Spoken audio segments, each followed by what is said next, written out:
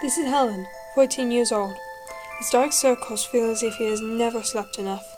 He doesn't care about his messy black hair, since he doesn't like to put too much effort on tidying himself up. It's unnecessary.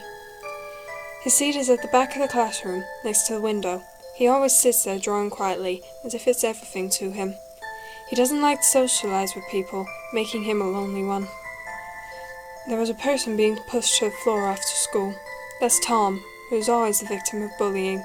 Not because he did anything before, it's just the dislikes of people around him. These things happen often. Helen's quite used to it. Though he does feel bad for Tom, he doesn't want to interfere, as it's bothersome. During recess, Judy says she's missing her watch as she searches for it. Helen doesn't help her, since it's none of his business. Suddenly, someone sees something flashing in Helen's bag.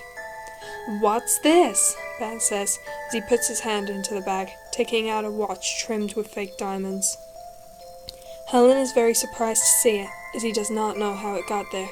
"Ah, that's my watch!"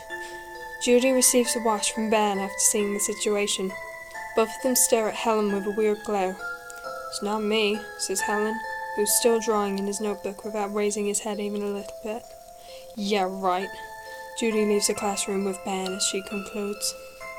The following day, as usual, Helen sits at his table drawing. He notices that the atmosphere doesn't feel quite right around him. People start whispering about him, and even a few start calling him a thief. He decides not to explain for himself, as he knows that it's useless to do so. As time passes, Helen becomes a new target of a victim for people to bully. Everything he does now is being exaggerated. He doesn't like it, but he doesn't resist. He keeps the feelings in his heart, keeping silent. One day, Ben came to him and snatched his notebook with his unfinished drawings in it. "Always doing these meaningless things," says Ben, as he tears down pages of the drawings, tearing them into pieces, wanting to see Helen's reaction. At this rate, the feelings he has been holding burst out. He punches Ben in the face and starts a fight. Helen isn't that powerful, however, so he was beaten up in no time. The other students went to see the fight without stopping it. Some people even stomped him in the face and stomach. Right after the bell rings, everyone stops what they're doing and went back to their seats before the teacher came. Helen returns to his seat as if nothing happened. The teacher enters the room later on. "Oh my, Otis, what happened?" Helen had so many visible bruises on him that the teacher notices right after she enters the room. Everyone turns to look at him, waiting for him to give a response while glaring with a murderous look. "I fell from the stairs, miss," Helen replies, and the glares disappear. After returning home from school, his parents ask him what happened, and he responds with the same answer. The blue jacket he is wearing covers all of the bruises other than those on his face. His parents believe it without doubts. Usually, when Helen's parents ask how he is at school, he always says he's fine. They even lied about making lots of friends, living happily daily. Helen refuses to tell his parents the truth, since he doesn't want to make his parents worry about him. A few months later, he has gotten used to the negative comments about him, and getting hit or humiliated has become a normal event for him. He is completely immune to those things now. Who framed him in the first place? Why did the culprit do this? This doesn't matter anymore. Nothing matters anymore. "Hi, you there?" Helen receives a message from an unknown user on Facebook. "Who are you?" he replies. "I'm Tom, your classmate." Tom has never interacted with him before. This surprised him a bit. "What is it?" Helen says. Are you alright?" "It's none of your business," Helen concludes Tom's question. Tom types for a while before coming up with, "Listen, I know how you feel right now. You're in the same situation as I am. I really want to help you, but I can't. Sorry." Afterwards, Tom and Helen text each other for a long time, and Helen feels much better after telling him all the pain and feelings he's been going through. He can even joke around with Tom, often using a smiley face to show his happiness. This is the first time he thinks he's made a friend. It is a warm weather in the afternoon. "Come meet me on the roof after the first period in the afternoon. We need to talk. Don't ask me why," texted Tom last night. Following his instructions, Helen meets Tom on the roof, waving his hand and walking towards him as he says, "Hey Tom, what's up, friend?" I have something to say. Something important," says Tom with a serious face.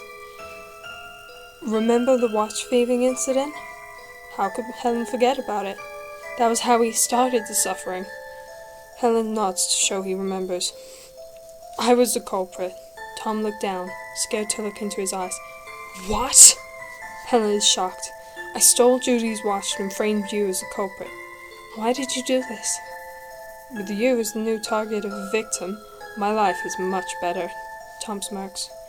It's true, however, that whenever it decides to bully Helen, they won't bother Tom anymore. He's just like an abandoned toy. For him, that's totally perfect. As long as he keeps silent, he will be able to live his school life safe and sound. He succeeded. The plan was outstandingly perfect. Helen grabs the collar of his shirt, and after pushing around a bit, they ended up near the edge of the roof. Tom slips and falls from the roof. Helen instantly grabs his hand, tries to pull him back up, but he doesn't have that much strength to do so. "I'm so sorry, Helen." Tom falls. Helen closes his eyes, scared to look at what's going to happen. He cannot imagine what will happen to one after falling from a 6-story tall building. After the policemen arrive, they have an interview with Helen.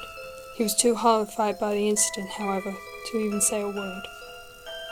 Once again, Helen becomes the topic of discussion between students. Some people think Helen pushed Tom from the roof, but most of the others think that Tom committed suicide, and Helen failed saving him because they saw him grabbing Tom's hand before he fell. That night, Helen was in his room crying, shivering, and he cannot stop the guiltiness from growing inside him. He needs to calm down, and suddenly a thought flashed through his mind. It's not my fault Tom died. He deserves to die. This makes him feel much better. His guiltiness fades too. Helen creepily smiles. Tom has had his punishment. I suppose it's time for others to have theirs too. His cries turn into laughter in the dark. Helen's classmates decide to have a party on the day of Halloween, but it's not to celebrate Halloween, it's just have their friends come together for a party. Of course, Helen wasn't invited. The night before the day of Halloween, Judy and Maggie were texting each other on Facebook. Both of them live in the school dorm, Judy's room next to Maggie's.